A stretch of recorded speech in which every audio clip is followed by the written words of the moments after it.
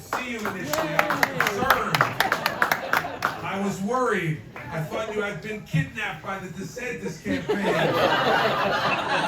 and sent to a tunnel in Gaza. But luckily you are here, and it is your turn now to ask your regular evening question, whatever it will be. Welcome. Appreciate it. You're welcome. So first and foremost, congrats on qualifying for the third debate. Look forward to hearing your perspective. And thank you to all of you who contributed to me to help to make that possible. I appreciate it. So as you mentioned in your opening remarks, the third GOP nominee for Speaker just dropped out. The House currently looks incapable of governing. How can candidates possibly coalesce around one Trump alternative when they can't even pick a speaker? And what does this division at the highest level tell you about your party's health? Thank you so much. Well, it's not very healthy in the House of Representatives, as I said off the top, Quinn. And part of that is because of gerrymandering, as you know. We gerrymander these House districts so there's maybe only 50 competitive districts out of 435. And what that means is for the 385 that are not competitive, all they ever care about is a primary. If they don't get primary, they're in. The Democrats don't have to worry about a Republican, the Republicans don't have to worry about a Democrat. This gerrymandering is destructive. It's destructive because no one has to come to the middle. And that's what you're seeing inside our own caucus, is that there is a fight now between those folks who are in the competitive districts who say, look, my folks sent me here to govern, and they want me to do something, and not having a speaker is unacceptable, we need to get one. And then the people in the gerrymandered districts, which are the majority, who say, the hell with that, I don't got to worry about it as a primary. Gerrymandering is an enormous, enormous problem in helping to cause our governing divisions. And so one of the things that, it's like term limits though. The only people who can fix it are the people who are benefiting from it.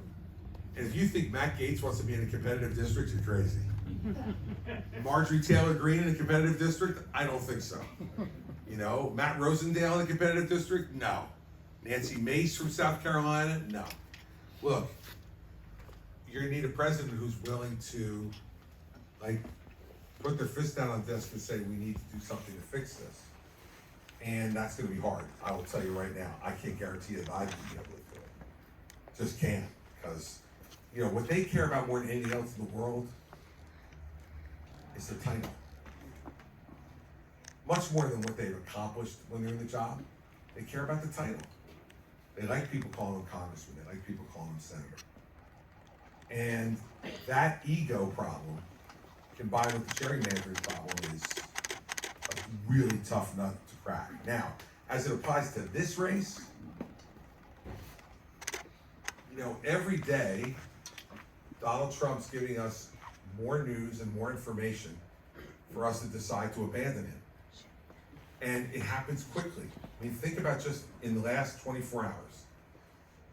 Another of his lawyers, Jenna Ellis, has pled guilty in Georgia and agreed to cooperate and testify against him not only in Georgia, but in the federal January 6th case.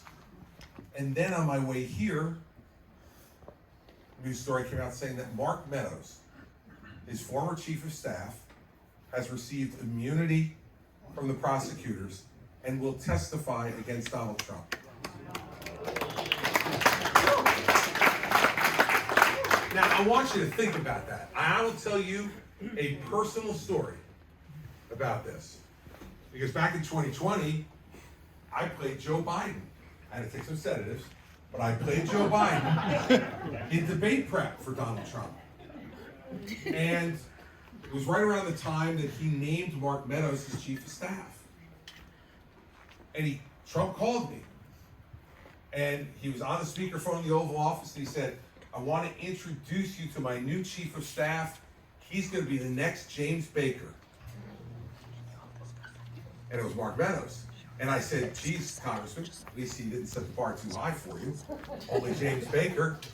My point in telling that story is that I guarantee you, now that Trump knows he's testifying against him, Mark Meadows will become a lying thief, according to Donald Trump. All of a sudden, he will become scum. Sidney Powell, who pled guilty last week, now he says, she was never really my lawyer. I barely knew her. Meanwhile, he put out tweets saying she was an important part of his legal team during 2020. Soon, I'm sure, he'll be telling us he didn't know Rudy Giuliani either.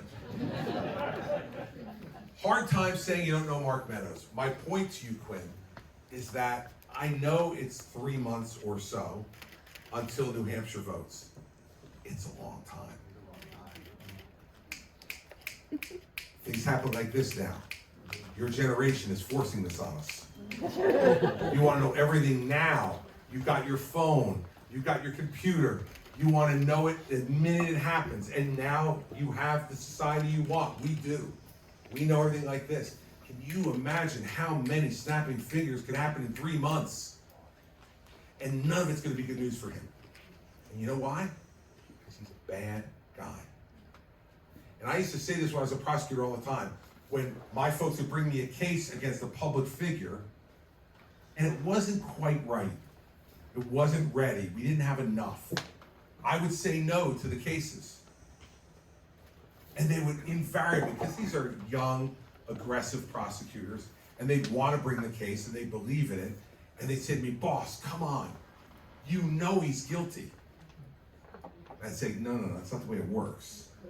I don't know anything. It's what I can prove that matters. But what I used to say to him at the end of that was, but I promise you something.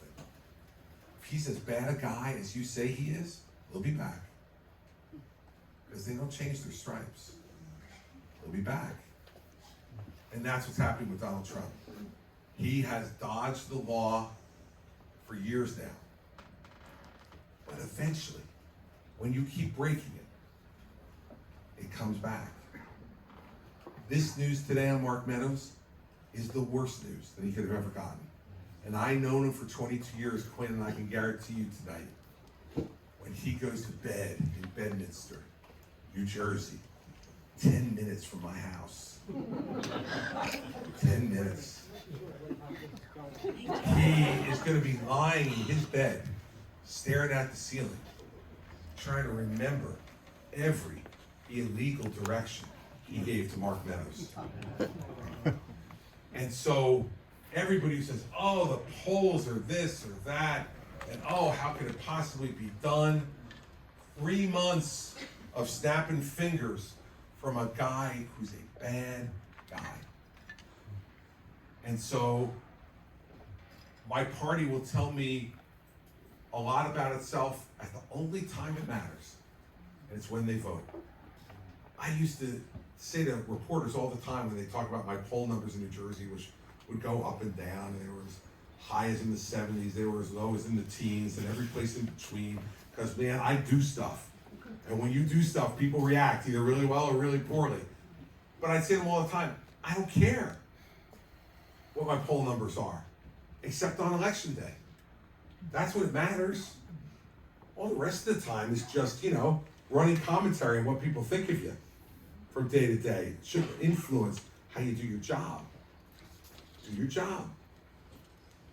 So I can't tell you what the state of my party is. I'll tell you after they vote here in New Hampshire, after they caucus in Iowa.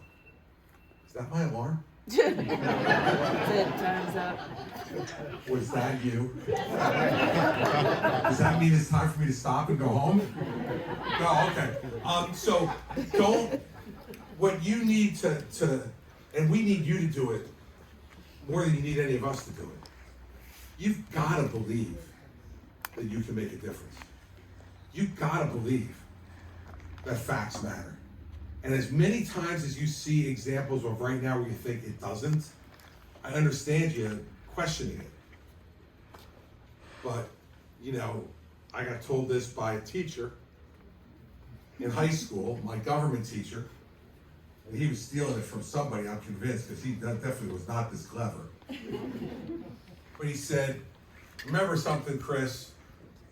He said, a small band of people committed to the truth can change the world. And I said, really, Mr. Hill? How do you know that? He said, because it's the only thing that ever has. And that's what we got to remember in this state, is it's the only thing that ever has.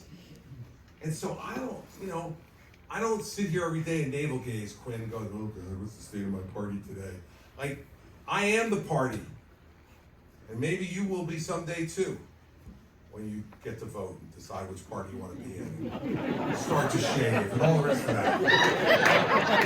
You know? Maybe you will be. And I hope that you don't become a navel gazer. Always pondering about what is the current state of whatever.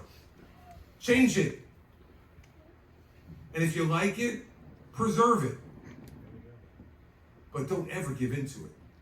Ever. Stand your ground. Glad you came here today to help your mother. Is she here? I see, he texted me and he told me you weren't coming. Last minute. Did he badger you into it? He did. I figured as much. I'm so sorry. Good to see you here tonight, Quinn. All right. Was it Margaret Mead? Good. I know it wasn't my high school government teacher. That much I know for sure. Yes, sir, in the back. You had your hand raised, right? Yeah. You mentioned term limits. Is Bill Belichick